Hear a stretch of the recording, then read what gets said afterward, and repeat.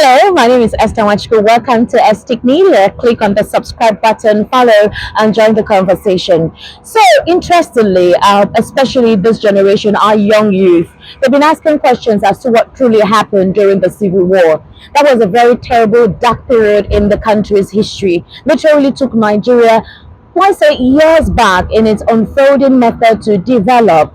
The Southeast felt the brunt mostly of the Biafran War. A lot of infrastructures were decapitated and destroyed. And I must tell you the truth that it took a very long time for the Southeasterners to recuperate from that dastardly war of 3 years. It was an inhumane war that could have actually been prevented. But then the big question is, the main actors who were part of that, specifically those in the Nigerian army, that's the federal government, and those who were on the side of the Southeast, how have they told their stories as time has passed? So healing has not occurred. National integration from that region also has not occurred. And there have been calls on Yakubu to tell Nigerians the truth of what actually transpired. So eventually he had an interview today. Unfortunately, during the interview, some of his words couldn't be properly made out. He's old, he's 90 years. It's understandable that he may not be that eloquent. But hey, we got some transcriptions of those who took their time to listen to what he said. Now, for Yakubu, this is his explanation as to what he considers to be the fact that the real and major reason Odumegwu Ojukwu and him, Yakubu, disagreed was because he wanted the governors to control the military. That Ojukwu wanted the governors to control the military and they could not allow that happen. So let's explain this. General Yakubu has said that a key reason for the collapse of the Aburi Accord, which obviously people thought that Gowon came back to Nigeria and refused to implement the Aburi Accord. They felt he betrayed the agreement he had with General Ojukwu at the time in Ghana. While he came back, the story, based on a lot of different interpretation, was that he refused to implement the Aburi Accord and he was allowed to be sidelined by the finance minister at the time. So he said, for example, that the key reason for the collapse of the Aburi Accord, the last major attempt to prevent Nigeria's civil war, was because of a major disagreement with Odumegwu Ojukwu over who should control military forces in the country's region. During the interview, Gowon explained that although both parties engaged in sincere dialogue during the January 1967 summit in Aburi, Ghana, the Eastern Region leader Ojukwu later pushed for a form of regional autonomy that the federal side could not accept. Gowon stated that the federal delegation never viewed the Aburi meeting as a forum for constitutional restructuring or military devolution. Gowon also revealed that upon returning to Nigeria after the summit, he was ill and unable to immediately respond to the terms Ojukwu had publicly announced. According to him, this delay, he said, created space for misunderstanding and unilateral declarations. According to him, and I quote, "Unfortunately, I was having serious attack, a kind of fever that he could not actually explain, and that was because of that fever, a decision couldn't be made at the time." He now accused Ojukwu of making an unauthorized statement about the accord without waiting for joint clarification.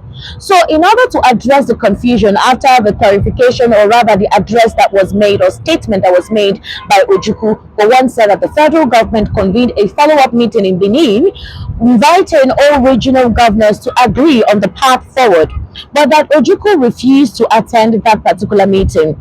Gowon insisted that had Ojukwu attended the Benin meeting, the parties might have been able to avoid escalation. Gowon said the government was willing to work in the spirit of the Aburi Accord, but would never concede national military control to regional governors nor accept the possibility of secession. He said the collapse of the Aburi Accord is widely regarded as a decisive moment that led to the outbreak of the Nigerian Civil War in July 1967, a conflict that lasted until 1970 and claimed over 2 million lives.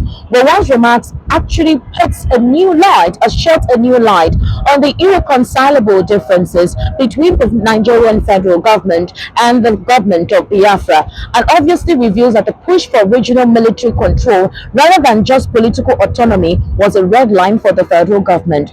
Quite an interesting tale. But after this interview today, a couple of Nigerians do not believe what Yakubu Gowon said. They still think he is lying. They still think he's parroting the truth. Others said, Gowon, your days are numbered. Free your conscience, say the truth of what happened, and let us move on. Regardless of the situation, though, the last book, or rather the book recently written by former General Ibrahim Babangida, exposed quite a lot. Although there was some discontent with his revelations in the book, and Nigerians were asking when will Gowon write his own book and clarify these misconceptions or clarify the narratives that emanated ever since the Civil War that possibly some of the Southeasterners have not been able to reconcile and move on. Now, Yakubu has actually done an interview, and there are also talks that that particular conversation held today on a monitored television program that all was not said. Some people do not believe the take that Yakubu actually gave. They think he is lying, possibly because Ojukwu is dead or he's not actually saying the truth. But the big question is, the war, has it ended? Do the Southeasterners feel like they're part of this country? Do you think the government needs to revisit the matter and call for national inclusion, reintegration, and reconciliation? If you go on social media, you're seeing the war ongoing amongst our youth, this current generation. They have not healed, and they still use the war to blackmail and insult those whose ancestors went through that path. Nigeria cannot afford another war, regardless of the administration that is in charge.